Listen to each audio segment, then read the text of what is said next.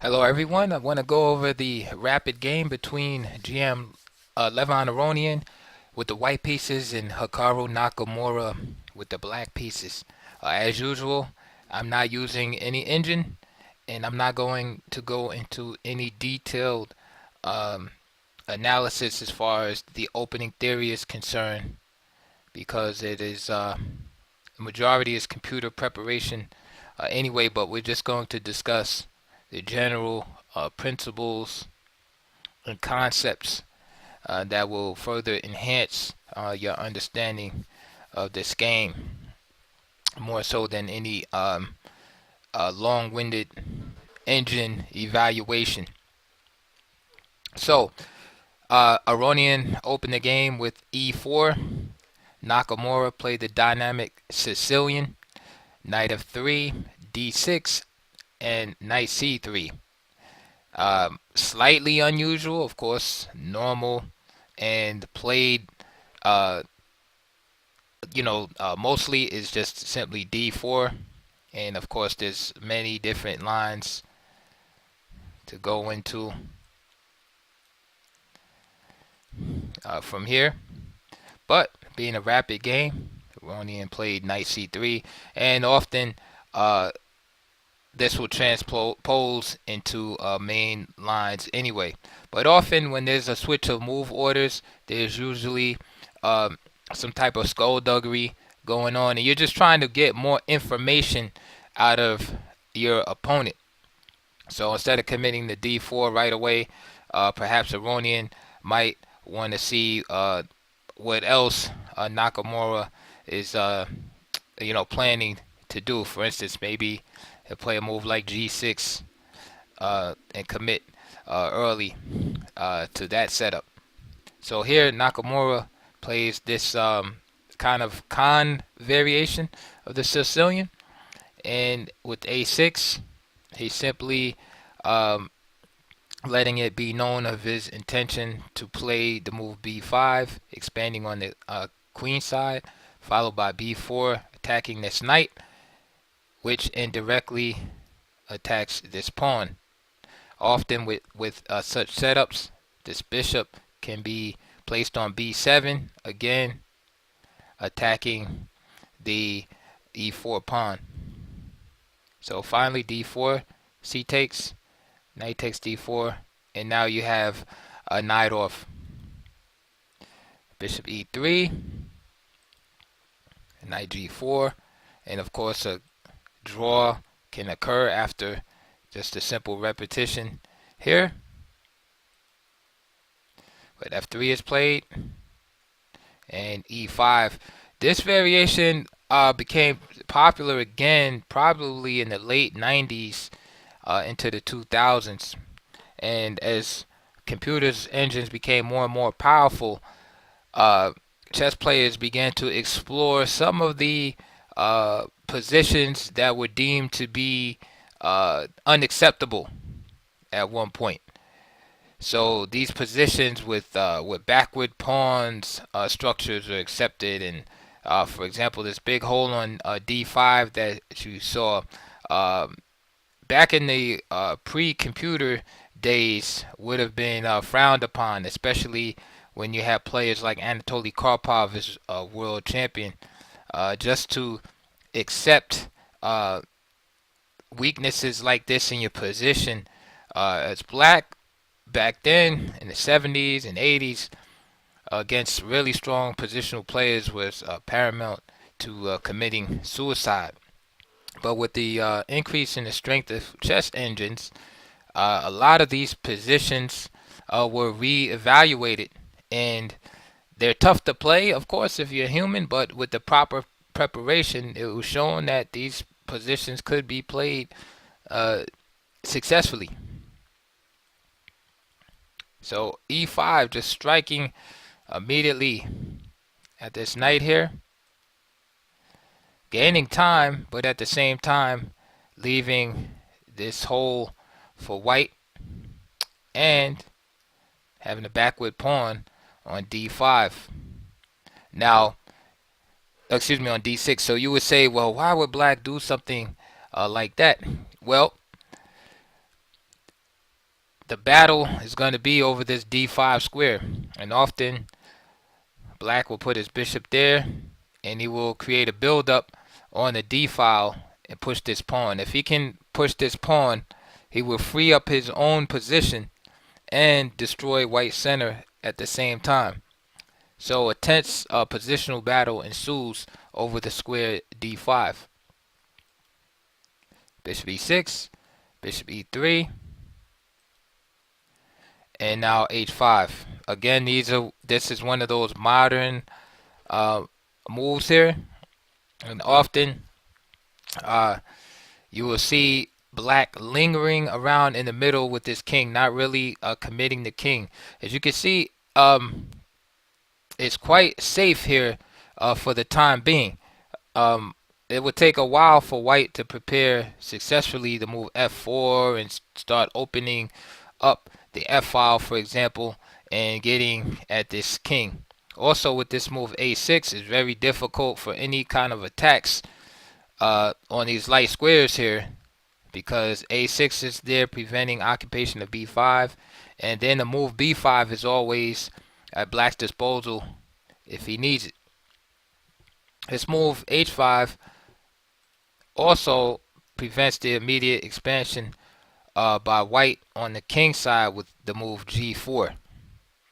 So although black has taken on some positional static deficiencies, such as this weak square here, here, here, and of course this pawn that has to be looked after on d6, the advantage in the for black in the position is having the pawn preponderance in the center. He has his 2-to-1 in the center, and the fact that he has a 2-to-1 pawn majority in the center, it makes it very difficult for white to utilize the center squares for his pieces to be able to mobilize in the attack. If you notice, the black pawns cover a lot of scope, so it's hard for the white pieces to utilize, for instance, d4 or c5 or f4 or anything. The only square that white can control really is d5, and black is ready to trade there if need be. And without adequate control in the center, it's really hard to really mount an attack.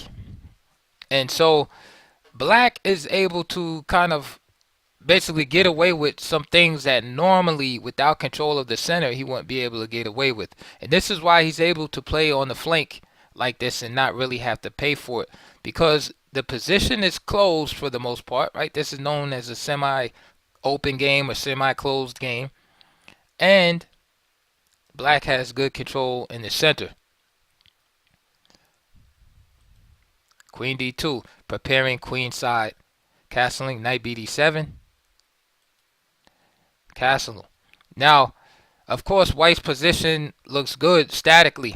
His pawn structure is awesome. So if the heavy pieces were exchanged, if all the rooks, queens, knights, bishops, this would be a good position for white as far as his pawns against blacks.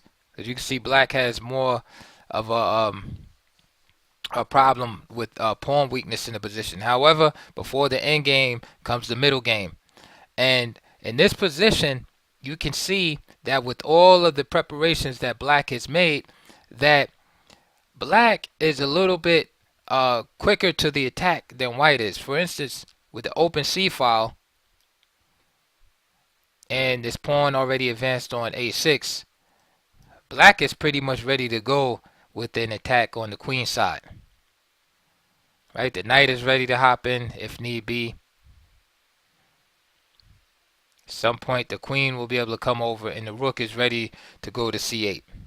Meanwhile, on the other side of the board, white still has some preparation to try to attack black on the king side.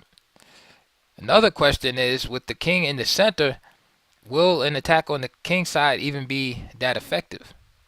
So white has committed his king, but black has not. Rook c8, king b1, and here we see black has just started the attack right away. So now G3. So Aronian has decided, since Nakamura's king is in the center of the board, he's going to break with the move F4. Bishop E7. Knight D5. Bishop simply snaps off the enemy on D5. And now we see E takes D5. And again, this is excellent for an endgame situation for white.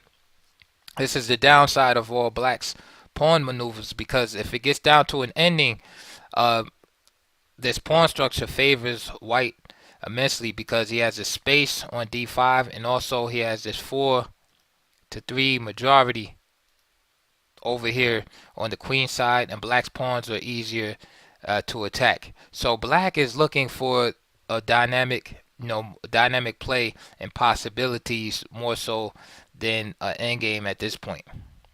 Knight B6, of course, with access to these squares, and of course the simple threat on D5. So bishop takes B6. Now that's a heavy price to pay for white, because this dark square bishop is kind of dominating. And now he has to just give that up for that knight. Because look at Aronian's bishop at this point in contrast to Nakamura's bishop on E7. The white bishop is clearly superior, but now he has to give it up for this knight. And not only does he have to give it up, but he helps develop the black queen, and the black queen takes over the dark squares. So something is a little awry here already for white. Just the fact that he had to lose control over the dark squares like that, and give up his good bishop to protect this pawn. Bishop H3. Rook C8. Again, notice the placement of the black pieces on the queen side and the potential that black has to attack, as opposed to what white has going on the king side. Right? Nakamura's king is not in danger at all. Rook comes to the center. So now it's starting to get hot in the center. H4, a good move by Nakamura. Because one, he's threatening to open the H file. White does not want to play this. Of course, just killing this bishop, weakening this square right here.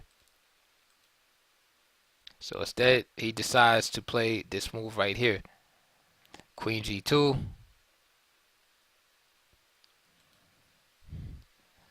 Continuing on with the attack.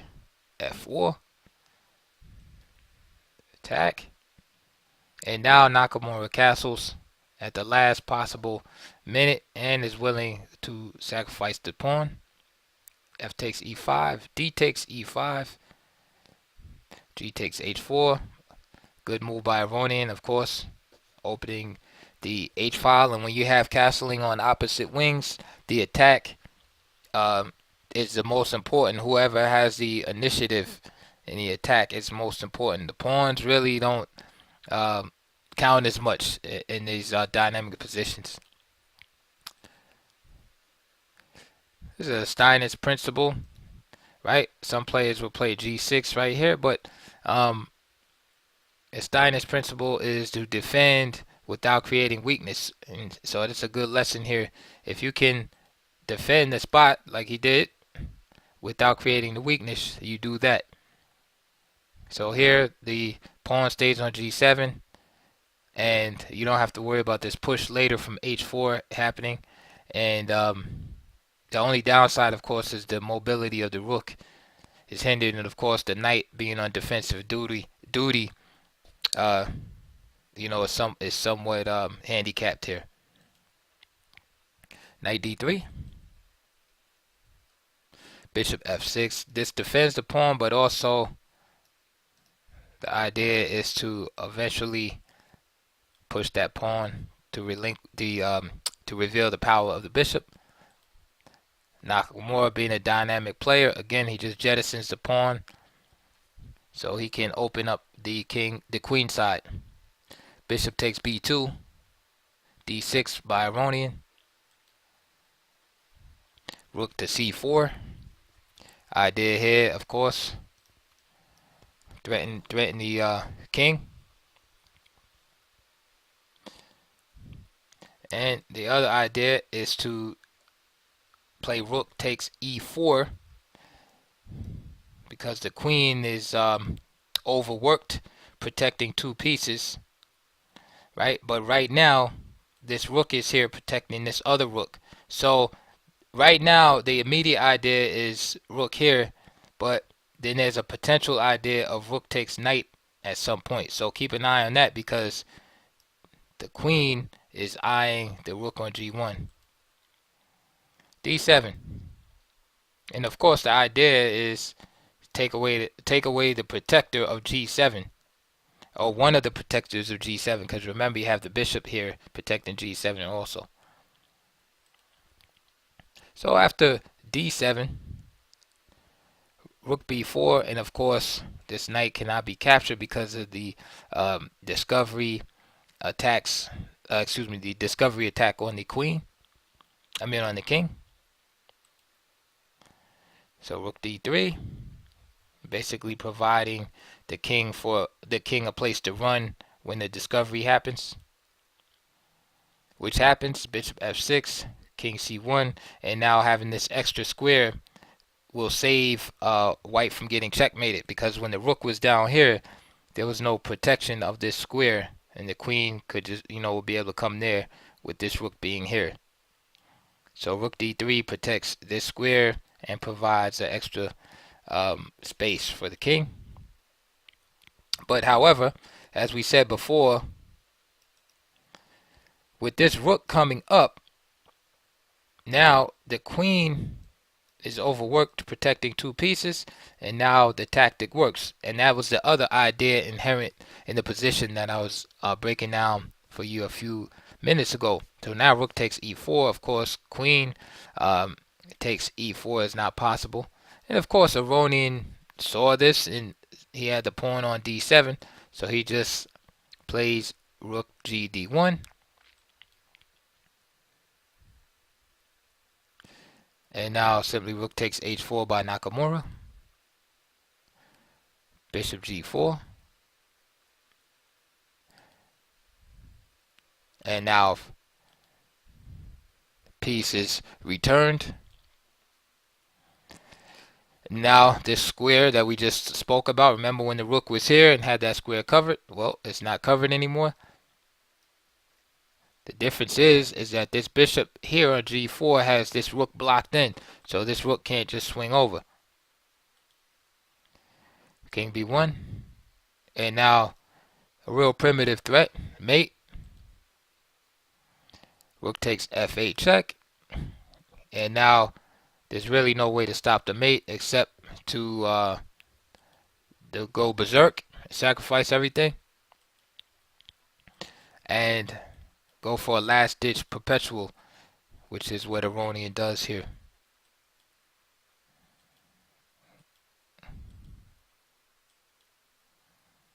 And that's pretty much all she wrote. Once the checking opportunities run out, you can see that black is just up material, and Levon Aronian was forced to resign the game. So that was a interesting game, rapid game, and you can really see the contrast in the classical style which you see on the white side versus the more dynamic modern approach. Not saying one is better, but just you can see the contrast. You see all these static weaknesses in the black position, but in this particular game, the dynamic play prevailed. Of course, white could have improved, but that's how it is sometimes. When you take on a lot of static weaknesses, you should be thinking to play dynamic in your chess, because if you get to an endgame, your endgame is probably going to be inferior because of all of the committal pawn moves made earlier. So that should be in the back of your mind if you play like this in this type of manner, like Nakamura did, that you're going to be basically going after the king. And for White has the choice of going after the king or kind of playing for an ending. So at some point, Ronian missed the boat and he lost his opportunity and wind up being caught out there in a dynamic tactical storm from Nakamura.